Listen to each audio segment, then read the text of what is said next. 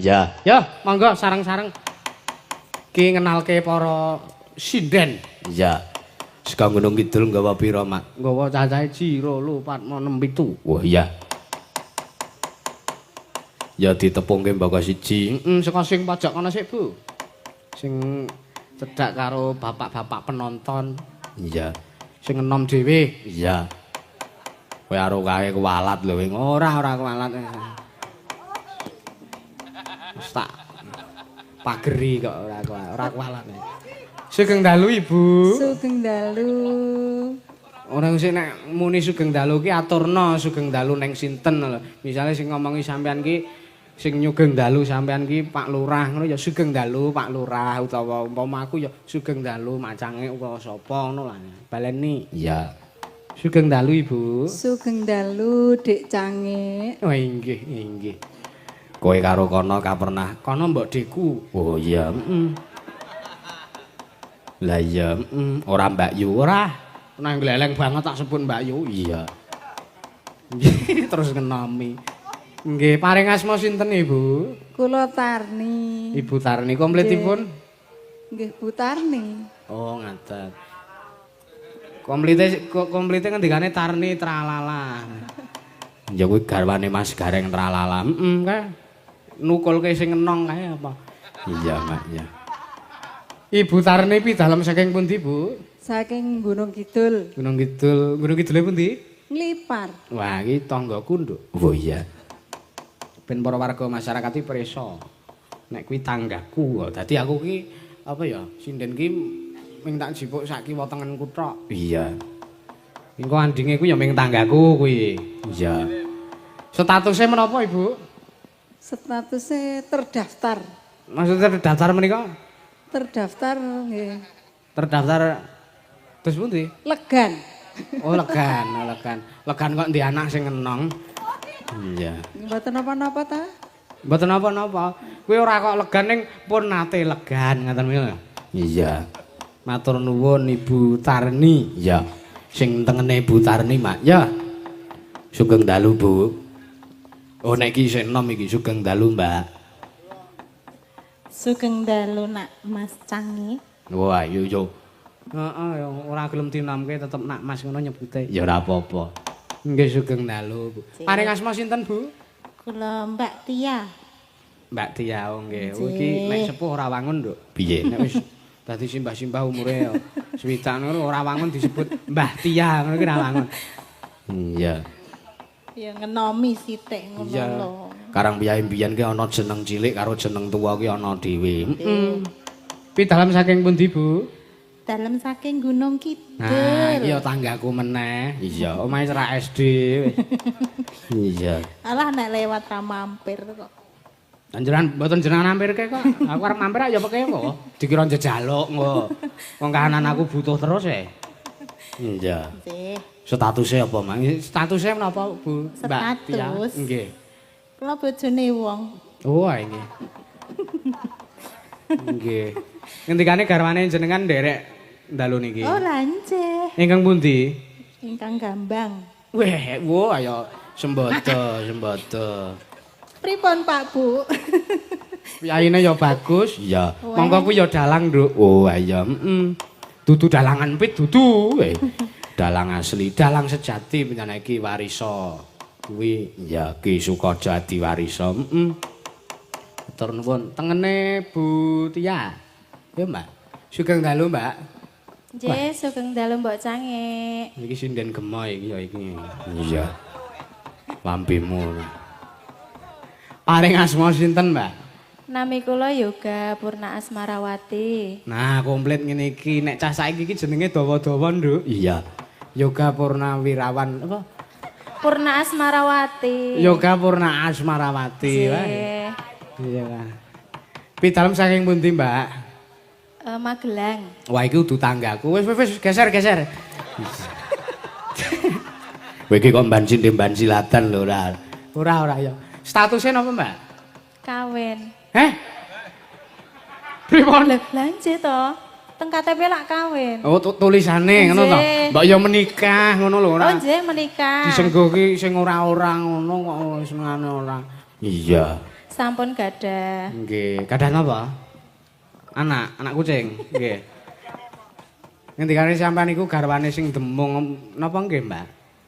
Nggih, leres. Oh, nggih. Ya syukurno lho nek diaku. Heeh. Biasane kadang ki sinden ki nek bojone melu nabuh ngono ki semengi dadi sepanggung ngono ki ditakoki ngendikane sampean garwane sing ngendang. Oh, Dede nika ming tiyang buangan ngono. Lah kok dadi Biasane masalah ning omah nek ngono kuwi. Lha mboten napa-napa, profesional kita kerja menika wis. Iya, bagus Mbak Yoga. Iya, neng panggung ki teges penjenengane ora kok apa ya ngemongke milik umum ki ora, ning pancen ngaku nek duwe garwa. Oh iya. Sisih tengene Mbak, sinten Mbak? Sugeng dalu Mbak.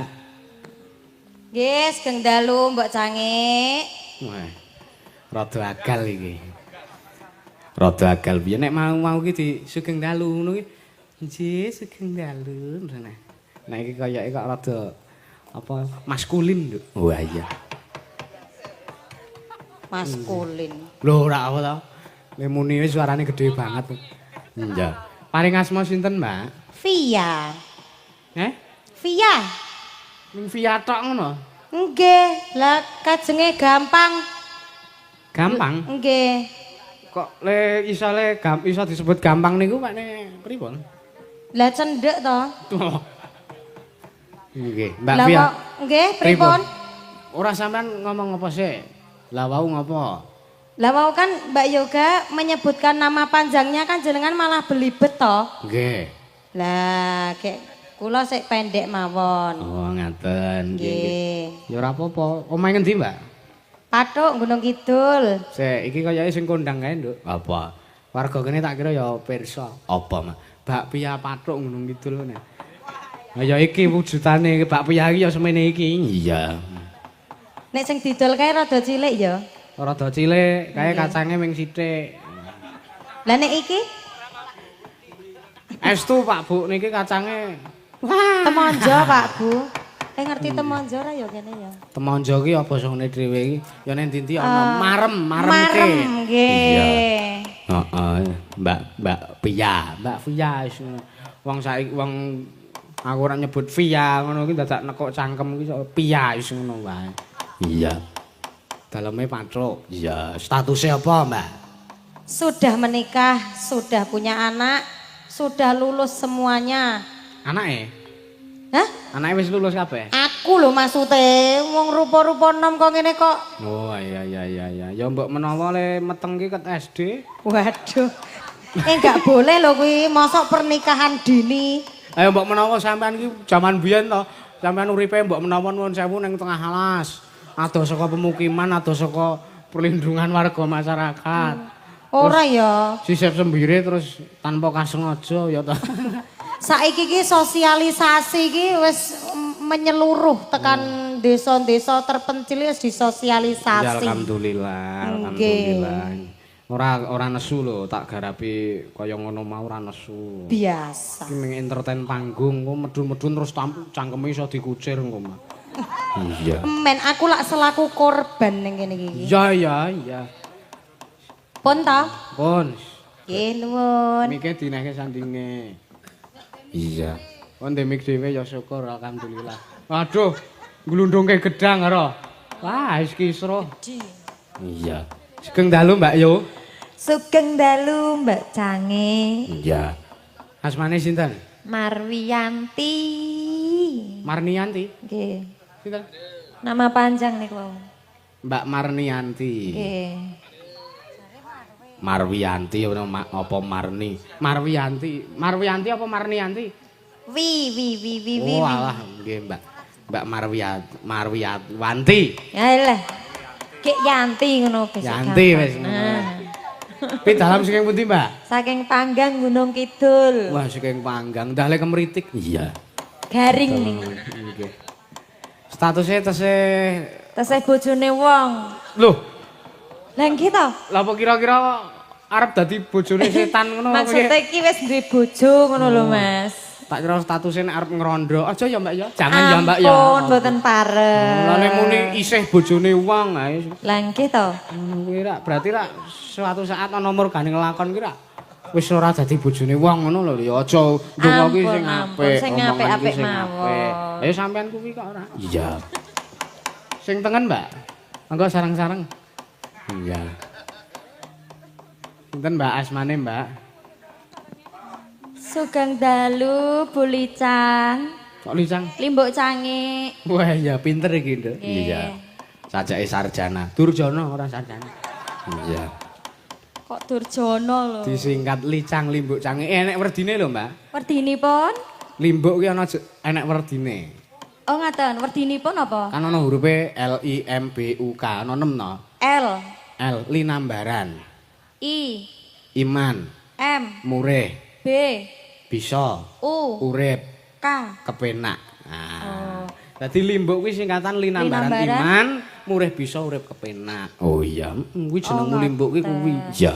Wondene wis nek cangik ana dhewe. Sesuk wae ora usah saiki. Ya cangik sisan kok Aku ora mikir iki kok. Nek limbuk ki ana jarwa dosoke saka tembung li karo mbuk. Oh iya. Nek li ki teke pane, mbuk ki teke mbokne. Oh. Iki ora kok saru ki ora ning iki pancen jarwa dosok Jawa ki ngono kuwi. Oh iya. Limbuk nek li ki tekmu. Paring asma sinten, Mbak? Nek ora tak alihke ngono ya. Nggih, nami kula Niken Asia saking Semin Gunung Kidul. Wah, tanggaku. Oh iya. Niken Asia. Senes niken salindri, nek niki niken seledri, Bu. Nggih. Niki Niken sak driji. Pripun? Niken sak driji. Sak driji niku tegese nembe anu sak driji ngoten, sak driji Malang ngoten. Nggih. Driji sedasa ngoten lho. Oh, nggih. Driji sedasa. Mbak Niken. Arep piye 10 driji iki? Siji wis sak. Anu, Mbak, nganti Halo? kelalen statusnya napa statusnya? Sudah pernah menikah. Sudah pernah menikah? Nggih. Oh, ya. Randa. Iya. Nggih, rondo kula rondo, Mas. Oh iya. Umumno sisan. Iya. Nggih, Pak, nggih. Rondo. Ya men aku ora kok teges ngasorke iki ora wong kono le ngomongke dhewe kok. Lah Iya. nggih kok menawa mengke pikantuk Kepayon. jodoh wonten mriki. Aja kalau. Aja kok senane ora. Iya. Sing cerak dalang ki, Mbak? Sinten, Mbak? Oh, sing gender terus mbungae, ayo. Begitu disebut sih dan sing cerak dalang sinten, Mbak? Terus sing gender, apa?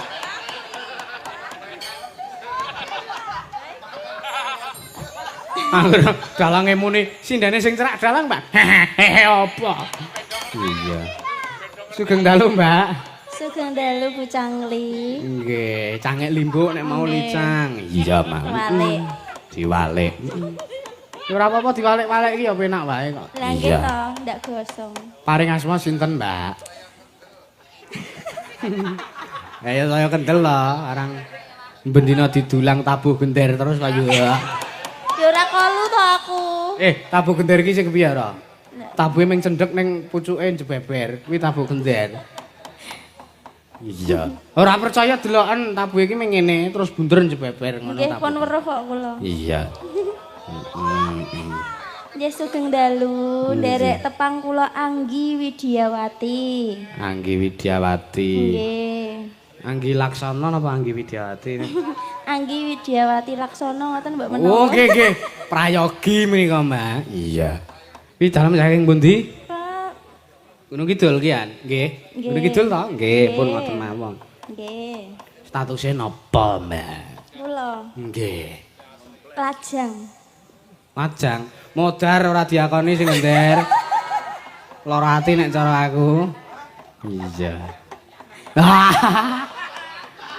Jok ngono. Heeh. Ngatur nuwun Mbak Anggi ya. Nggih. Iki ngaturke tetembangan, Nduk. Iya. Tak aturi ngadeg panjenengane Mbak Yoga karo Mbak Yanti. Iya. Cekat kancane ceket, dulure gelis kancane cepet. Iki nawala akeh banget, Mak. Ya. Disepoti. Ayo, Mbak, jumeneng, Mbak. Tunjung bang tarate. Oh. jane-jane taloko ngadi langit lambang kepasuwayan